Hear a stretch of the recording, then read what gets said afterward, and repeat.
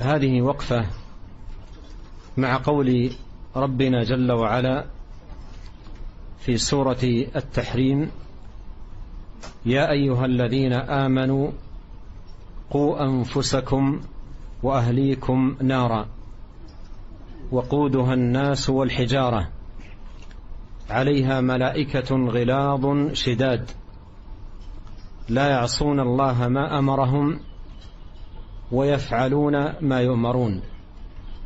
هذه الآية الكريمة أصل عظيم في وجوب تأديب الأولاد وتربيتهم والإحسان في تنشئتهم وإبعادهم عن كل ما يسخط الله ويوجب دخول النار، وأن هذا الأمر مسؤولية عظيمة يتحملها الأبوان.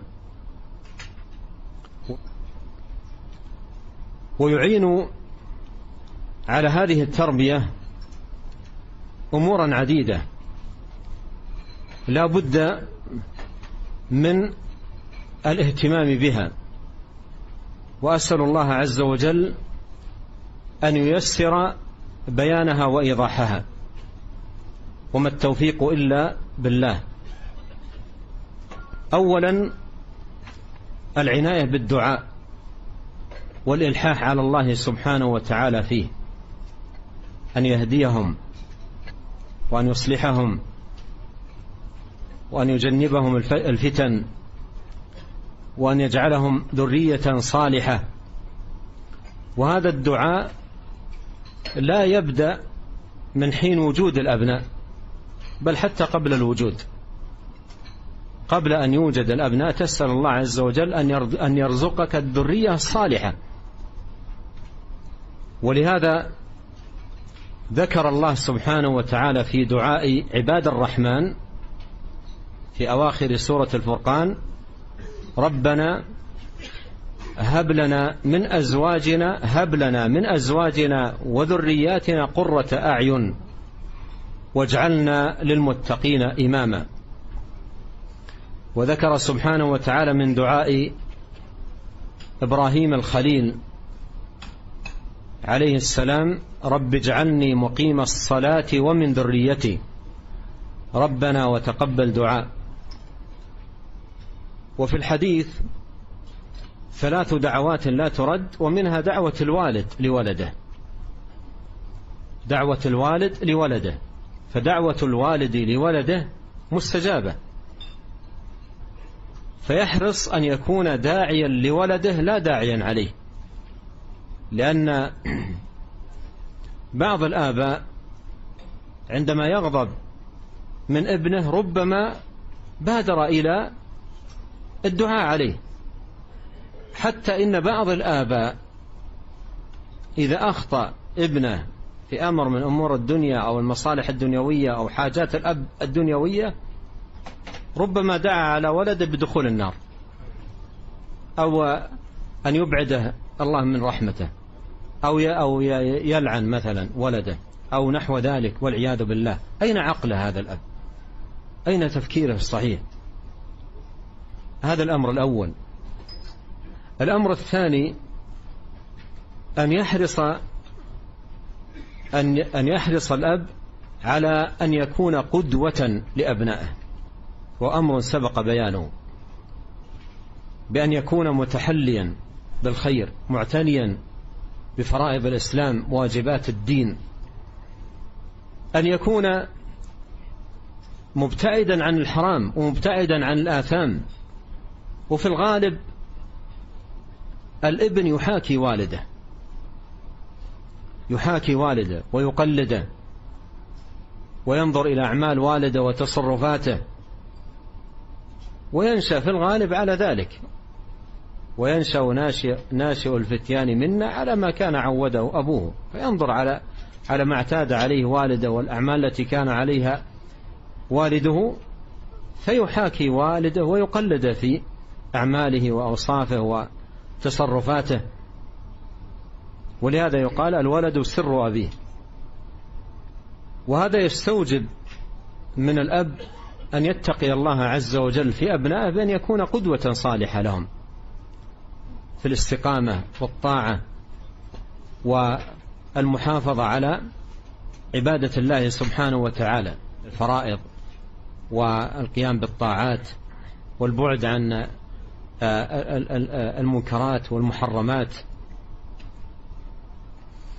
الأمر الثالث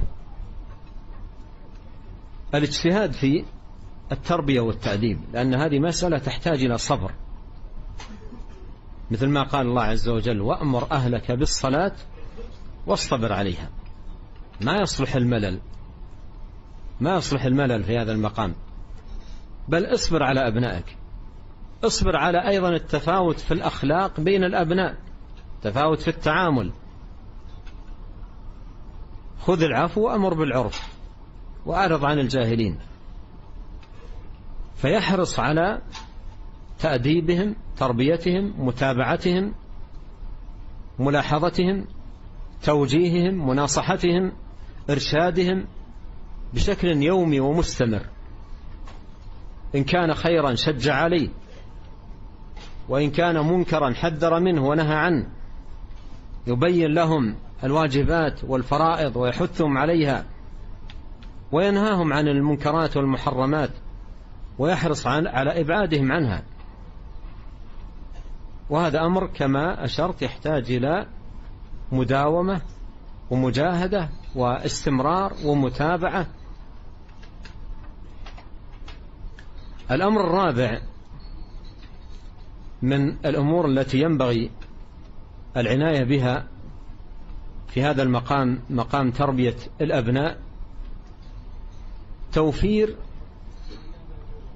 وسائل النفع والفائدة.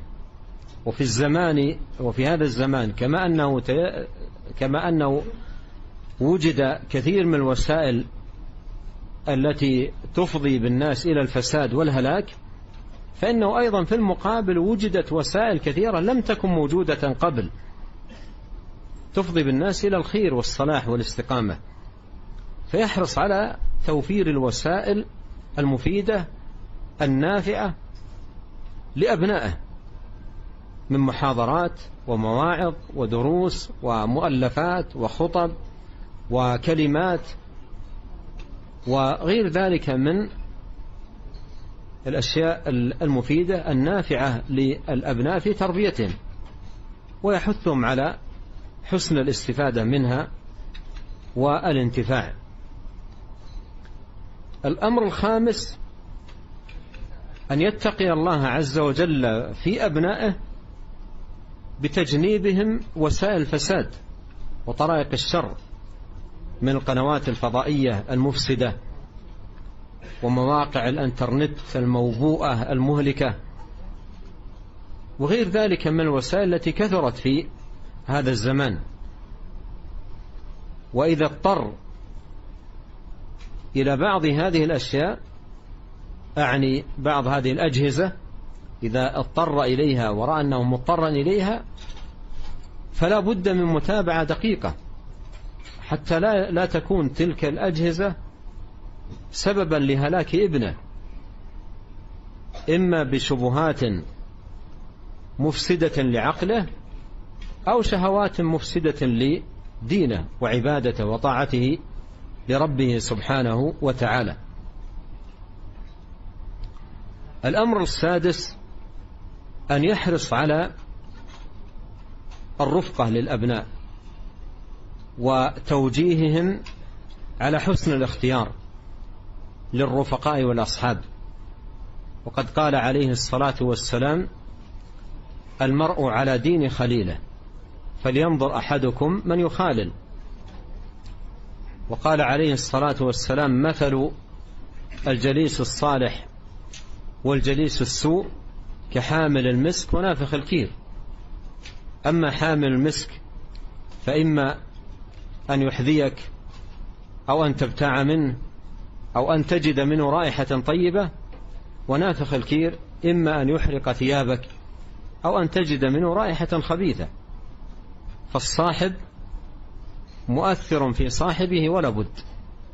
ولهذا يحرص الأب على توجيه أبنائه التوجيه الصحيح في اختيار الرفقاء،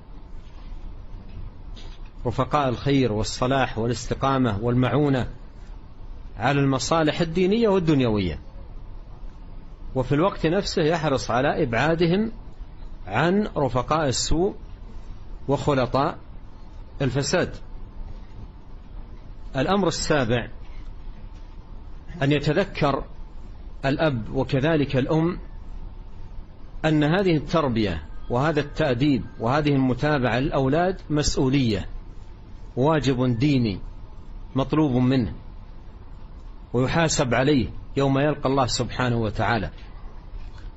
وفي الصحيحين عن النبي صلى الله عليه وسلم أنه قال: كلكم راع وكلكم مسؤول عن رعيته. الإمام راع ومسؤول عن رعيته، والرجل راع في أهل بيته ومسؤول عن رعيته، والمرأة راعية في بيت زوجها ومسؤولة عن رعيتها، والخادم راع في مال سيده ومسؤول عن رعيته. ألا كلكم راع ومسؤول عن رعيته. قال ابن عمر رضي الله عنهما: أدب ولدك فإنك مسؤول عنه. ماذا أدبته وماذا علمته؟ وهو مسؤول عنك عن برك وطواعيته لك، فأنت مسؤول عن ولدك وولدك أيضا مسؤول عنك. أنت مسؤول عنه من جهة التربية، وهو مسؤول عنك من جهة البر. فأدي هذه المسؤولية المنوطة على عاتقك والتي أمرك الله سبحانه وتعالى بها، وليكن قدوتك في هذه التربية والتأديب والتنشئة للأبناء أنبياء الله ورسله والصالحين من عباده. وهذا الأمر الثامن من الأمور المعينة على تربية الأبناء، أن تقرأ سير الصالحين وأخبار الأولين، كيف كانوا يربون أبنائهم، كيف كانوا يتعاملون معهم، ما هي الوسائل والطرائق التي استعملوها واستخدموها. فمن يقرأ في سير الأولين يجد من حسن المعاملة وحسن التأديب وحسن التربية والتنشئة على طاعة الله والاستقامة على عبادة الله ما يكون معونة له على تأديب أبنائه وتربيتهم.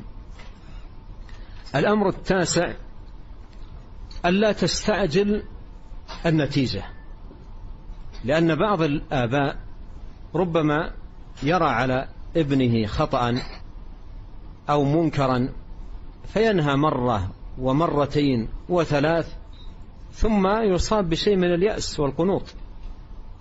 فلا تستبطئ النتيجة، وقل إن لم يهتدي اليوم إن شاء الله غدا، وإذا جاء الغد ولم يهتدي قل بعد غد، واحلم عليه وارفق به وانظر له بعين العطف والشفقة والرحمة، وتابعه في التأديب والتربية، لأن هذه مشكلة كبيرة جدا في باب التربية. عندما يغلط الابن بعض الأغلاط المعينة ثم لا يحتملها الأب ولا يحسن التعامل معها فينهى ابنه مرة أو مرتين ثم يتخذ موقفا حازما مع ابنه، ربما يتسبب في تفلت الابن تفلتا أشد ووقوعه في منكرات أعظم، وربما كان ذلك سببا لتخطف أهل الباطل له.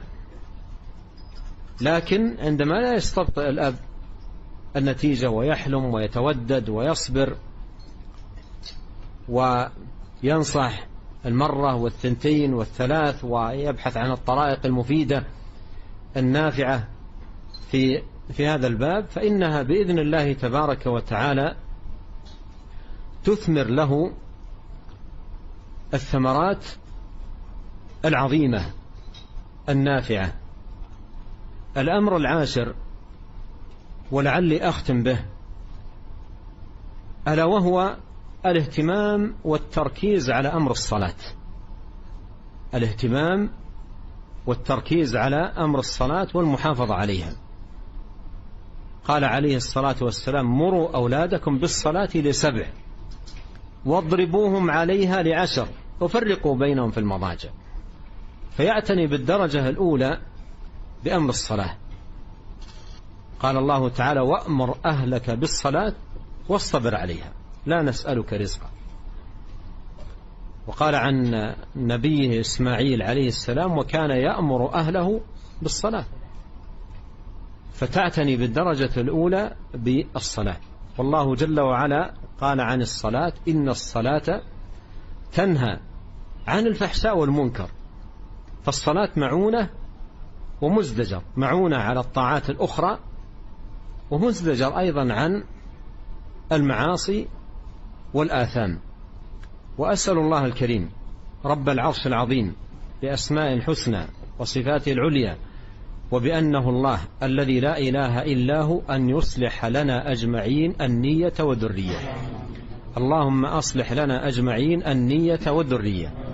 اللهم أصلح لنا يا ربنا أجمعين النية والذرية، ولا تكلنا وإياهم إلى أنفسنا طرفة عين.